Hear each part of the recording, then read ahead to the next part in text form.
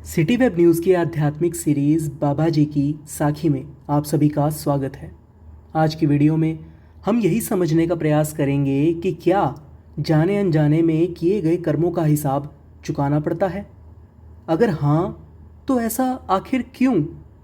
जानने के लिए वीडियो को अंत तक ज़रूर देखें। अगर आपने ध्यान, धैर्य और सकारात्मक सोच के साथ सुना और बताई गई बातों पर अमल किया तो हो सकता है कि यह वीडियो आपके जीवन को बदलने वाला साबित हो। तो चलिए बिना देर किए शुरुआत करते हैं आज की साखी की। यह साखी बाबू ब्रजलाल की है, जो पतोहर के रहने वाले एक सत्संगी भक्त थे और बाबा सावन सिंह जी के परिचित थे। एक बार जब वे बीमार पड़े तो उन्हें एहसास हुआ कि उनका अंतिम समय आ गया है। उन्होंने अपने परिवार वालों को बाहर भेज दिया ताकि वे अपने सतगुरु से अकेले में मिल सकें।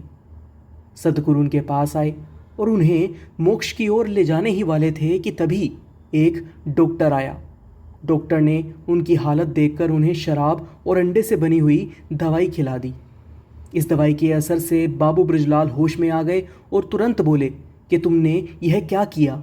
मेरे सतगुरु मेरे पास आए हुए थे, मुझे ले जाने ही वाले थे, लेकिन अब वह यह कहकर वापस लौट गए कि 4 दिन और तड़प लो, क्योंकि तुम्हारे मुंह में शराब और अंडे का सेवन करवाया गया है। 4 दिन बाद जब बाबू ब्रजलाल का अंत निकट आया तो उन्होंने अपनी पत्नी से कहा कि तुम मेरी अर्धांगिनी हो, मेरी आखिरी सेवा कर लो, मेरी आखिरी इच्छा को पूरा कर दो।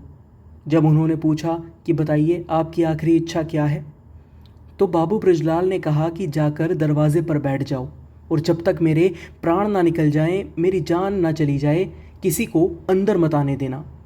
उनकी पत्नी ने वैसा ही किया और अंत में सतगुरु वापस आए और उनको मोक्ष की ओर ले गए।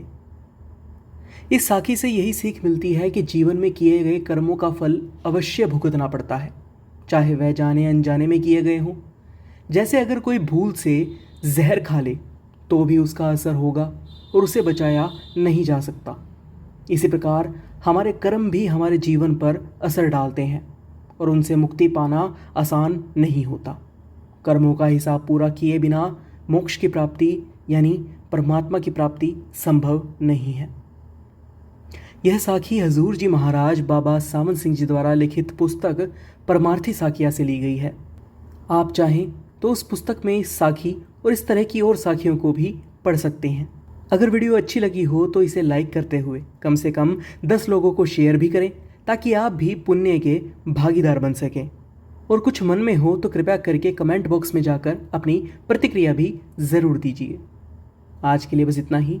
एक बार फिर लौटेंगे एक नई साखी के साथ। धन्यवाद।